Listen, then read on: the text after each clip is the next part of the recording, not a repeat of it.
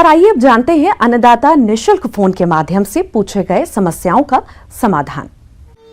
अन्नदाता निशुल्क फोन संपर्क सेवा के माध्यम से पूछे गए प्रश्नों में से आज हमने जिस प्रश्न को कार्यक्रम में शामिल किया है उसे पूछा है ग्राम उमेरी, जिला भोपाल के कृषक जीवन लाल ने। ये पशुओं में होने वाले पायका रोग की समस्या के समाधान के बारे में जानकारी चाहते हैं। तो जीवन लाल जी, आपकी जानकारी के लिए प्रस्तुत है कार्यक्रम का ये अंश। किसान भाइयों नमस्कार। ये पाइका नामक जो बीमारी होती है ये विशेष करके हमारे जो पालतू पशु होते हैं उसमें से भी जो दुधारू पशु होते हैं उन सबों में इस रोग की होने की संभावना अधिक होती है।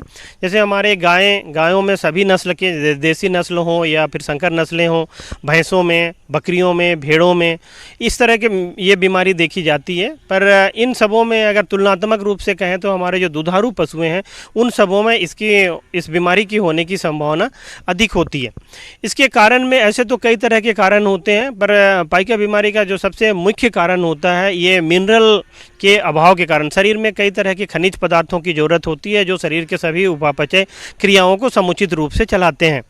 तो इसमें विशेष करके फास्फोरस, सोडियम और मैग्नीशियम की अचानक कमी होने के कारण पशुओं में ये बीमारी होने की संभावना रहती है।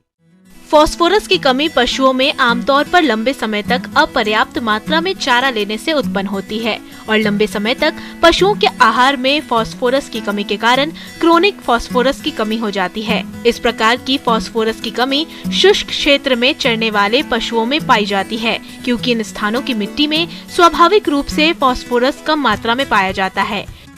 हम खनिज पदार्थों की जो बात कर रहे हैं इनकी कमी होने के भी कई कारण होते हैं। जैसे कोई किसान भाई क्या होते हैं कि दुधारू पशुओं को उचित मात्रा में हम मिनरल मिक्सचर अलग से नहीं दे पाते हैं। जो मिनरल मिक्सचर उनके खाद्यान्न पदार्थों, जो खाद्य पदार्थ हैं उन्हीं से जो आते हैं उसी से उनका काम चलते रहता है। पर होता क्या है कि जो दुधारू पशुओं में होते हैं उन सबों में दूध के द्वारा, दूध में से ये जो मिनरल्स हैं जैसे फास्फोरस हो गया, सोडियम, मैग्नीशियम, ये काफ़ी मात्रा में बाहर निकल जाते हैं।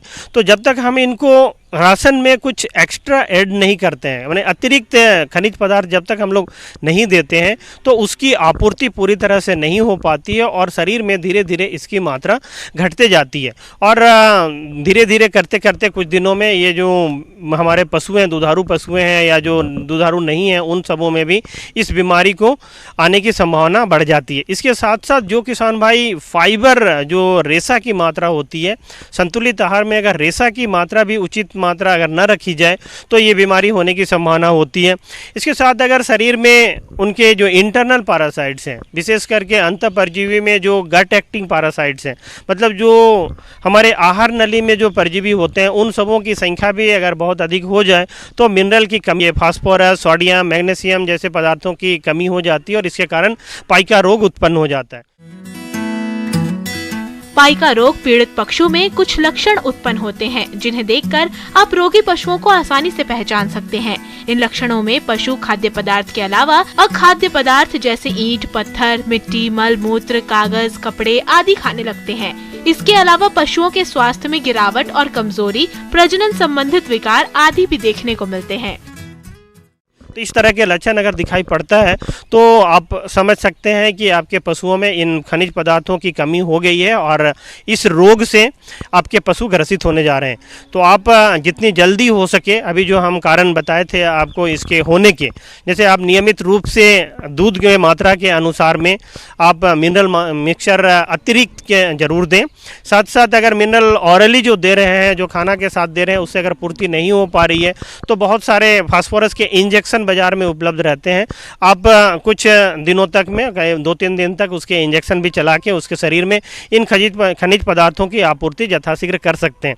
और किसी में अगर बहुत अधिक कमी देखी जा रही है, बहुत लक्षण इसके प्रोडक्शन घट गया है, चलने फिरने में परेशानी हो रही है, वो मसल्स में जो मांसपेशियों में है उसमें कमजोरी आने लगी है, तो आप इनको जो आईवी इन्फ्यूज़न हम कहते हैं, जैसे आप सीरा में भी फास्फोरस के जो दवा आते हैं जो सीरा में चढ़ाने के लिए स्पेशली आते हैं, उन सबों का भी डॉक्टरी परामर्श के अनुसार में आप उनका भी इस्तेमाल कर सकते हैं।